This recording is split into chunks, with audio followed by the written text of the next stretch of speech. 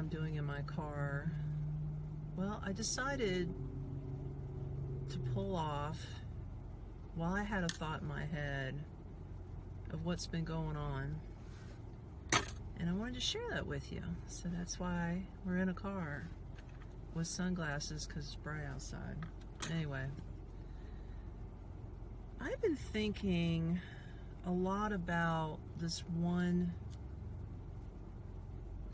video I watched not long ago on YouTube, and they were talking about how destiny equals change. So in other words, I think what the gist of the video was, if you have an image in your mind of who you want to be and what you want to do with your life, that image will be your destiny. And if the image is strong enough to manifest feelings of change, then you will actually take the action steps to facilitate the change and make the image turn into your destiny. Yeah, it's a lot of woohoo stuff, and I was thinking, okay, let me break this down a little bit, because I was like, wait a minute, I get what they're saying. And I can sort of like put an example of that to my own life. In fact, I'm going to share this with you. If you've watched some of my videos in the past, you might have picked this up a little bit. If you haven't, if you're new to the channel, I want to say welcome and thank you, first of all. But not long ago, I just got I know I'm 51 years old, but when I turned 50, I just got my bachelor's degree. Yes, my very first college degree. I finished it up last year, and I went for what's called an applied linguistics degree. It's a liberal arts degree. And you're probably wondering, what is that and why? Well, linguistics has to do with language, and it was either that or an English degree, and between the two, the applied linguistics sounded more interesting than going for an English degree. Because in the long run, what I wanted to do, what was the purpose of this degree, was to switch my career, where for over 20 years I've been working for an insurance company, and I wanted to switch from that career to being a digital nomad so that I could just teach English online as a foreign language to other students from around the world. I could just, all I need is my laptop, and I need good Wi-Fi. And why did I want to do this? I don't want to just do it in the comfort of my own home or my own car. Ta-da.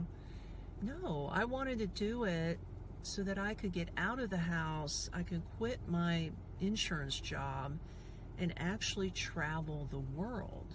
That is my dream. That is my image. I see myself with my laptop computer traveling the world and just, planning my own time, my own day, and just, meeting new people and seeing new places and doing new things, and that's what I ultimately want to do. So, if destiny equals change, and the desire was there, so the ultimate reason that I went back to college was to get this degree, because I needed this type of degree to actually get into online teaching. It was either that or an English degree. So I said, okay, I'm going to go for the linguistics degree. So I got it. So the next thing was, well, to get a really good, decent online teaching job, you actually have to also have like so many hours of teacher certification. The minimum is usually anywhere from, 60 to 120 hours. They call it a TEFL certification, which if you break the acronym down, it's teaching English as a foreign language. So it's a teaching certificate. So that's what I'm actually working on now. I'm about complete with it. There's just 5 modules. Won't go into all the boring stuff. But the last part of it is the practice part, where you practice what your skills, what you've learned so far online, with a tutor, and then they cut you loose, and then you fill out your resume, you do your job interviews, and then you go for the job, right? So my plan here is to give myself one more year. Like, I want to finish this teaching certificate. I want to get the practice I need online. And then I am going to go for the job. Now, I'm not quitting my insurance job yet, because what I want to do is I want to go ahead and get this second job and sort of do like on-the-job training between this year and next year, because next year is when my son turns 18 in March, and then he's out of school in June, and you know, my lease is up for my apartment in November. So the plan, if all goes well, is to be settled in that second career job, have him out of school because he wants to travel with me, and then we're just going to hit the road in November next year. And don't worry, I'll still be making these wonderful YouTube videos for you to share our adventure. So that hopefully is all going to go down next year. But I wanted to give you context, because this is what's going on in my mind. And I know you probably have felt this before. Have you ever wanted something so bad that you're afraid to fail? Have you ever wanted something, desired something so much that you're like, I have to get this, I have to do this, I know it has to be done, there's no room for failure, there's no room for error? Well, this is where I'm at right now in my mindset. And I'm taking my time getting through this teaching certificate, and you know, and I'm going to be taking my time landing this job. And then I'm thinking to myself, there's this self-talk that's telling me, I don't know if I could really do this, you know? And then I start getting second doubts, and I'm like, you can't back out. I mean, you've already spent thousands of dollars on this college degree. You've already put hundreds of dollars into this teaching certificate. This is the plan. This is the reason why you want the job, is because you want to travel the world. And then, you know, when I finally get done traveling, I don't know how long I'm going to go or how many places I'm going to see, but then once I settle back down, I could still continue to teach online. Doesn't matter where I'm at, because it's all laptop related. So I got this all in my mind, and then I'm thinking to myself, I got a roadblock. I've got this hesitation going on. I've got this fight in my head. I've got one voice saying, yes, you can do this, because look what you've already done. And then I got this other little voice on this other little shoulder saying, I don't know, man. Like, I don't know if we can do this.